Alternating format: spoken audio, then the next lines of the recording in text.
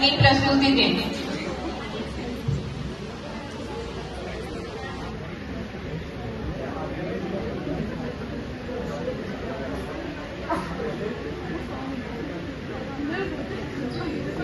मैं उस देश की नागरिक हूँ जिसके होठों में गंगा और हाथों में तिरंगा है। वो देश जो कभी सत्यम शिवम सुंदरम, कभी वंदे मातरम और कभी पंजाब सिंध गुजरात मराठा द्रविड़ उत्कल गंगा है। मैं उस देश की नागरिक हूँ जिसमें छत्रपति शिवाजी महाराज और सम्राट अशोक जैसा राजा था। मैं उस देश की नागरिक हूँ जो हर ठुकराए हुए की शरण स्थली बन जाता है और सात समंदर पार परदेशियों को भी अपना ब्रदर एंड सिस्टर कहकर बुलाता है। ये प्रेम की पूज्य भूमि भारतवर्ष कहलाता है, भारतवर्ष कहलाता है। Respected manager sir, principal sir and all teaching staff, guest, my dear brother and my sister, I am Diksha Sharma from LLB third semester. Today I will present my thoughts on the occasion of the Independence Day. Independence, स्वतंत्रता। आखिर क्या है ये स्वतंत्रता? अगर हम साधारण शब्दों में बात करें तो जो भी कार्य हम अपनी इच्छा के द्वारा कर सकते हैं, चाहे वो राजनीतिक हो, आर्थिक हो, मानसिक हो या व्यक्तिगत हो, वही स्वतंत्रता है।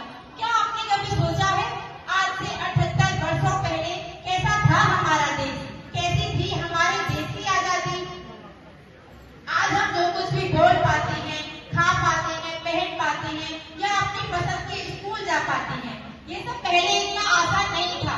ये आजादी हमारे देश को नहीं थी और ये आजादी मिली हमें 1947 में, जब हमारा देश आजाद हुआ। हमारे देश पर पहले अंग्रेजों का शासन था, लेकिन आज हमारा देश आजाद है, हम सब आजाद हैं। आज हमें अंग्रेजों से या किसी राजा से युद्ध करने की आवश्यकता नहीं है। अगर आवश्यकता है तो पर्यावरण संरक्षण के साथ अतिथि देवो भव जागृत करने की, अगर आवश्यकता है तो एक कलम की, अगर आवश्यकता है तो उस कलम से एक राष्ट्र का निर्माण करने की, एक सशक्त राष्ट्र का निर्माण करने की। इस पर मैं कुछ लाइन कहना चाहूंगी कि धधक धधक धधकेगा अब के अग्नि का अंगारा है, धधक धधक धधकेगा अब के अग्नि का अंगारा है। क्या सिखों सा देश कभी चूहों से हारा है? भारत एक अखंड राष्ट्र है, भारत एक अखंड राष्ट्र है। 65% युवाओं के नेतृत्व की ताकत है और हम पर कोई आंख उठाए, हम पर कोई आंख उठाए इसकी भला हिमाकत है। और मैं कहना चाहूंगी कि इस देश का राष्ट्र का निर्माण होगा हम युवाओं से, आपसे, मुझसे और हम सबसे।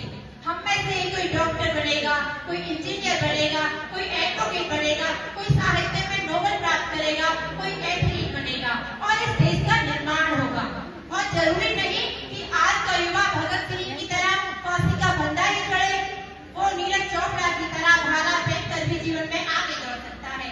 और यह भी जरूरी नहीं कि बेटियां रानी लक्ष्मीबाई की तरह तलवार लेकर घोड़े पर ही दौड़े, वो हिमा दास और दिव्या की तरह मेडल लेकर जीवन में आगे दौड़ सकती हैं।